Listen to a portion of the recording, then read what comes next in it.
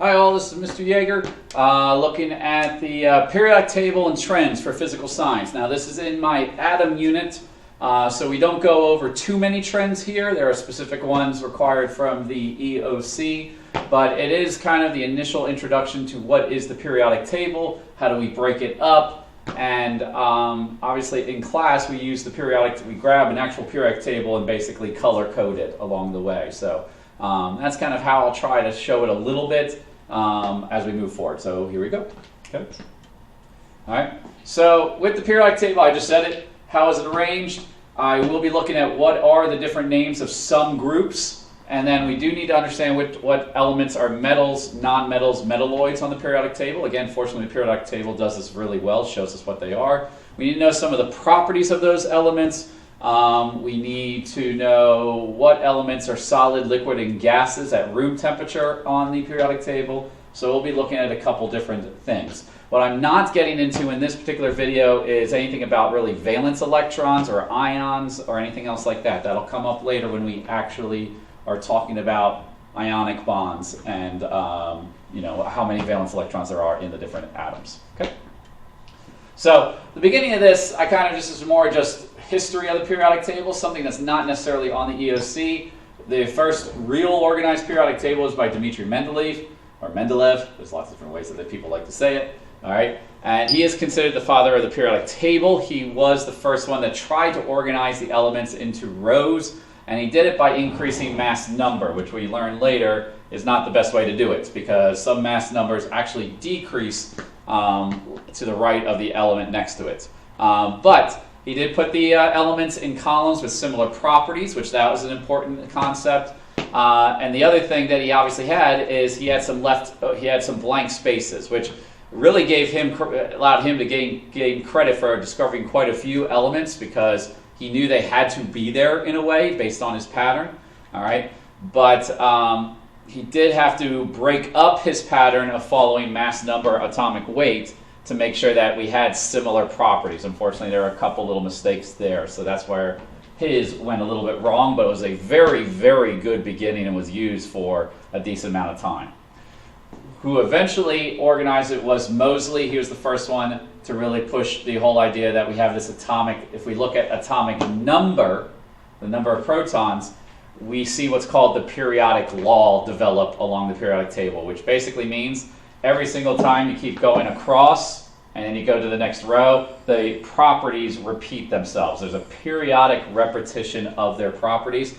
We're meaning every single time we go to a new row, we have the same properties repeated as I move down the row. I move across the row, I guess I should say, rather than down. All right? So that's Moseley. Again, neither of them is really covered on the EOC, but get some background for it. Okay? So here we go, Moseley. This is the modern periodic table is based off of Moseley's, arranged by atomic number. And we do get now some terms that we need to know. Okay? Columns, up and down, okay, up and down, are called groups on the periodic table. Sometimes we call them families as well, but the more common name is groups. All right?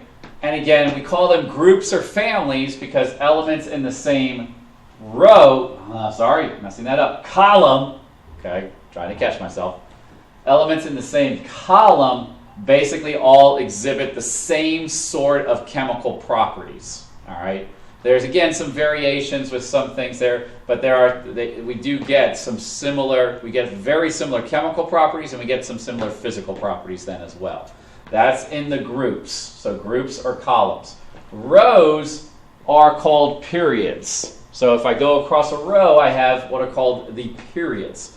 And this is why I said it's periodic, is when I go across a row and I come back and do it again, the next element down is just like the element above it, the next element over, same as the element above it, and we repeat all the properties as we go across the row. We do number the groups and the columns. Okay, we do number the groups and the columns. This doesn't show the way we do it for physical science or on the EOC as much. All right, the periods we do to say are 1, 2, 3, 4, 5, 6, 7. Okay, so there are only 2 elements in the first period, hydrogen and helium. There's only 8 elements in period 2 and period 3.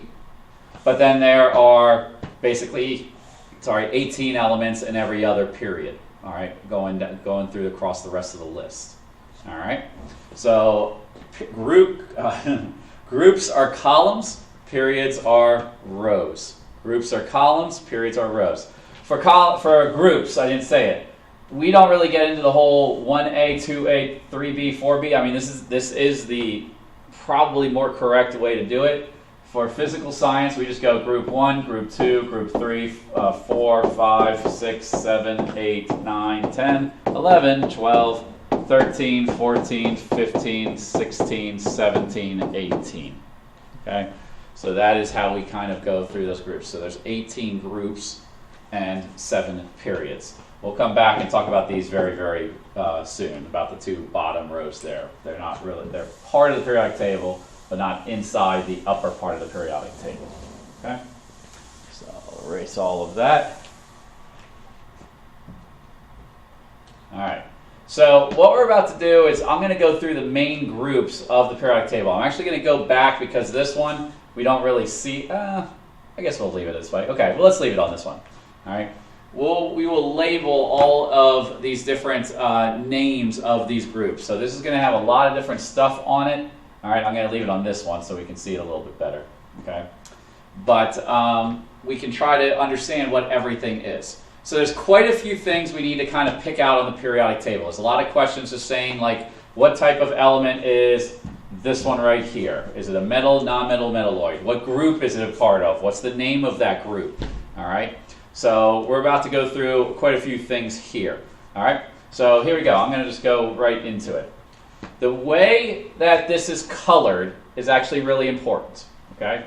All of the yellow elements that you see here are metals. Okay. All of the yellow elements would be considered metallic elements. What we usually say is they are on the left side of the periodic table. And the way we're saying left and right is there's basically 3 parts of the periodic table. They're not evenly distributed, so don't get that confused. We have what basically is the left side of the periodic table, the right side, and then we call this purple part the staircase. Okay, and that's a separate group of elements right there. So when I say metals are on the left side of the periodic table, I'm referring to under and left of the staircase is what I'm referring to there. The only one that's an outlier is that frustrating hydrogen atom over here, that hydrogen element. It gets placed on that far left column, but it's not part of any group. Okay, it's not going to be part of the elements underneath of it, but since it's number 1, it's placed at the top there. It does react like those other elements because it has what we're going to learn, 1 valence electron. So getting back to my main thing though, I'm getting off track. Metals on the left, non-metals are on the right of the staircase. All these elements in green, okay, are non-metals. And then the staircase, they're called metalloids. Metalloids. All right. So the metals are obviously the largest group. Even the ones down here, all of these ones down at the bottom underneath the periodic table, they are metals as well. They are also metals. So clearly metals are what the majority of the elements are in the world. We have a group of non-metals on the right-hand side and then a very tiny group of what we call metalloids along this staircase. On your periodic table, you should be able to see a thicker black line that basically runs down like a staircase. All right, and the way it is basically we start with, to figure out the metalloids part of it, we start at the top, and this is boron. Then we go down to silicon, and then after silicon is basically the 2 that go with it. So I think underneath silicon, I don't remember it. I think this is selenium, all right, and so forth. But again, just being able to recognize where they are, that's the important part with it. Okay, so that's the first big thing. So we got our groups, metals, non-metals, and metalloids. We'll come back to the properties of these elements in just a little bit. All right, after that, we're going to break down the groups. And again, some of my future slides will probably show this again, but I'm going to just do it right now. Group 1, which does not include hydrogen. This group right here. They are called the alkali metals. The alkali metals. Okay, the big thing to know about them is they are very reactive. All right? When you throw them into water, they are most likely going to explode. All right? They are very, very reactive. The group right next to them, okay, this group right here, group 2, are called the alkaline earth metals. They are still pretty reactive, but not as reactive as the alkali metals. So group 1 is alkali. Group 2, we add 2 more letters, alkaline earth metals. Okay? This whole middle section, giant block of elements that seem like they're below all the other ones. These are called the transition metals. The transition metals, they have lots of different properties, so we don't really kind of hammer them out too much. They have lots of different properties in there. Again, the idea is that they are helping us transition from the real, like the strongest of metals to basically the weaker metals. Down at the bottom here, you saw that these are always labeled on periodic tables anyway. We have what are called the lanthanides is the first row, and then the actinides are the second row. They're basically named after the first element on the row. Again, it depends on what periodic table you see, because you might see them inside the main one, but I'm not going to worry about that too much. Then we actually don't really get into naming group 13, 14, 15, and 16 too much. I'll go and tell you, basically for these groups, we just name them the top element on the group.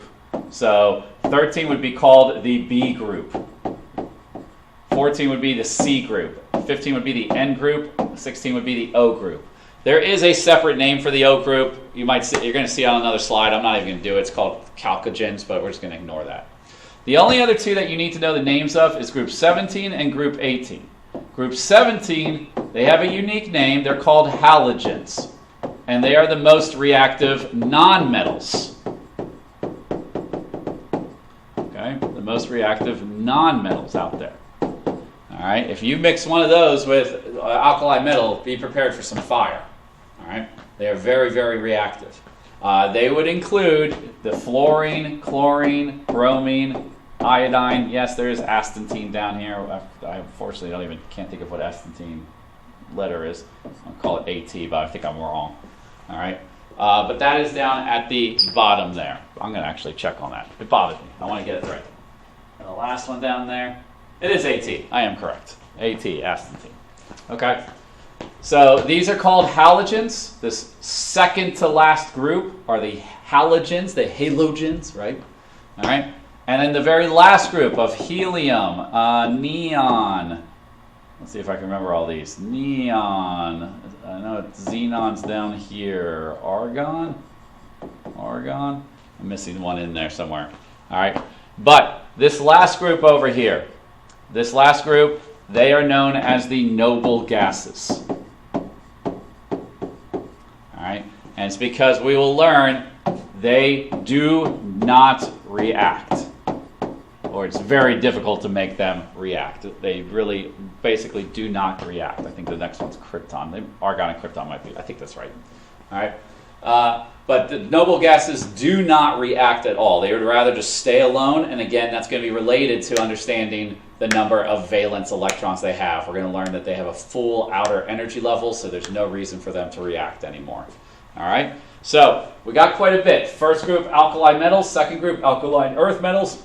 Middle section, transition metals. But below, lanthanide and actinide. And then we just have B group, C group, N group, O group. Group 17, halogens. Group 18, noble gases. So you might have to at least just mention which group they are a part of. All right? So that's what basically is done here. I'm not going to worry about it going through each type. I'm not worried about saying intertransition metals either. Don't worry about chalcogens. Okay? We've already kind of covered that we have metals, metalloids, and nonmetals, again, based on their location. Okay? I will go ahead and use this one to help identify gases, liquids, and solids. Okay? Because this periodic table has done a good job with that.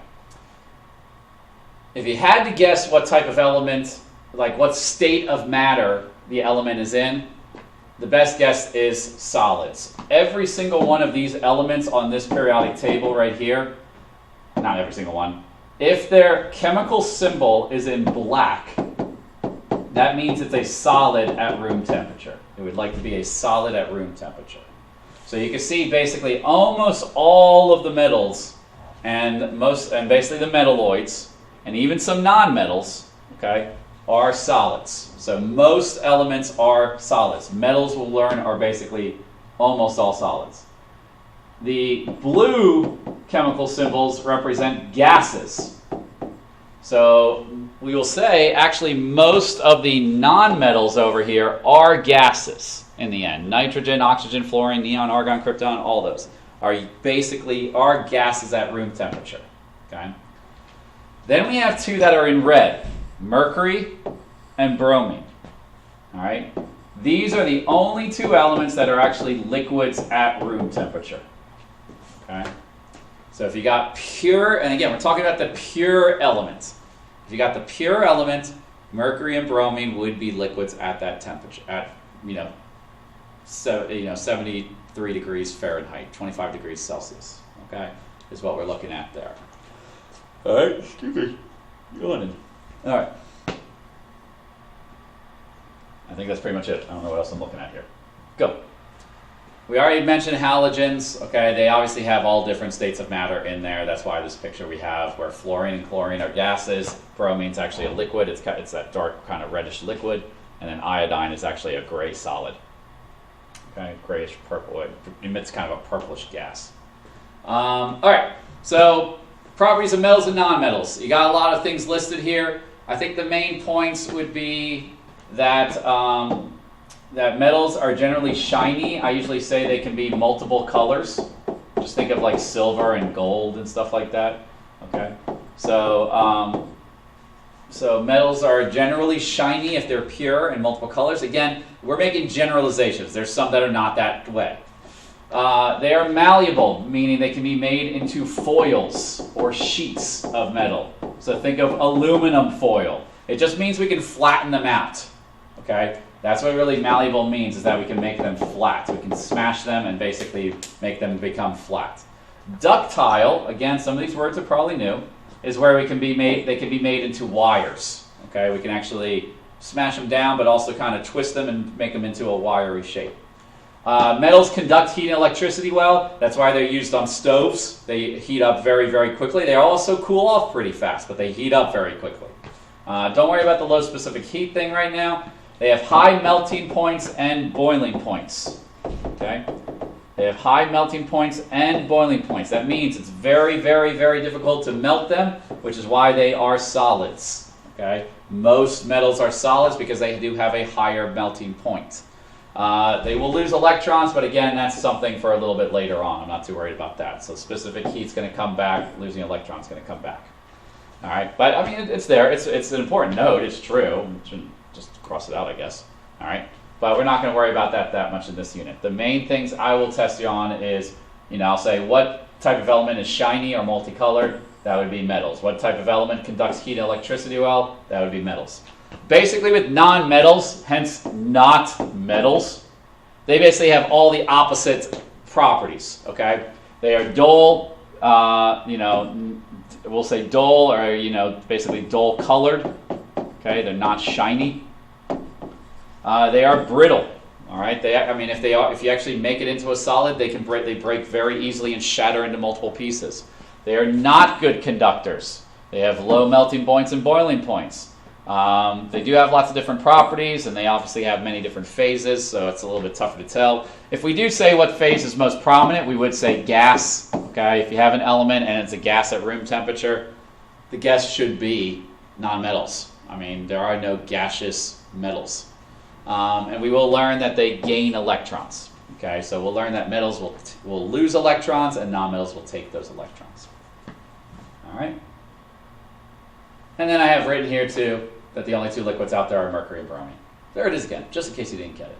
But that's basically it. All right. The main things being, can you identify the groups on the periodic table? Do you know what groups are versus columns? Do you know it's organized by atomic number? Okay. 1, 2, 3, 4, 5. You can't even see me do that. I'm just pointing at the screen. All right. 1, 2, 3, 4, 5, etc. 6, 7, 8, 9, 10. Okay. 10. All right. So understand that we keep on numbering by atomic number. Metals are on the left side, non-metals are on the right side of the staircase, metalloids are on the staircase. You tell me where the noble gases, halogens, alkali metals are, and then make sure you can review what state of matter these elements are generally, and a few properties. And that's basically it. All right, thanks.